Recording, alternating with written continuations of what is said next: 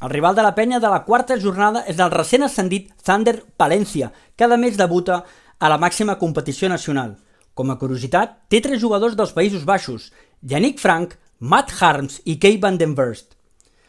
El seu focus inicial d'anotació recau amb el veterà Vítor Benite, 14 punts i un 50% en triples.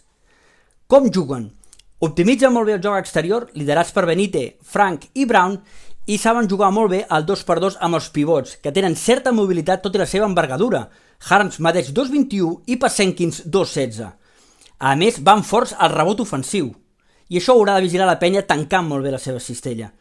Per contra, són mals tiradors, no arriben al 31% en triples, no són jugadors que sàpiguen recuperar bé pilotes i sortir en contraatac, i a més són bastant tous dintre la pintura, on pivots com Onuaku, amb un físic que pugui fer retrocedir els pivots rivals, hauria de treure avantatge.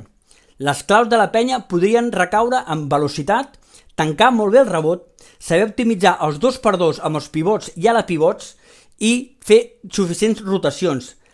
El Thunder Palencia intenta evitar al màxim que pot que li anotin, juga amb marcadors baixos i adorm el partit. No és un equip que tingui un excel·lent ritme. Això a vegades juga per contra del Joventut, que intentarà imposar la seva velocitat. Compte perquè és un equip que col·loca més de 4 taps. No només Harms, Pasenkins, sinó altres jugadors tenen facilitat per taponar i arribar. Sobretot el jove Ndaye, 2'10", i que és el màxim rebotejador de l'equip. Rotacions, fiabilitat, velocitat i sobretot calma haurien de ser les claus per Carles Duran. Per contra, l'afició castellana intentarà aquest cop sí obtenir la primera victòria, porten 0-3. Contra el Barça van forçar a pròrroga un partit que tenien literalment guanyat i no deixaran passar 2 oportunitats seguides.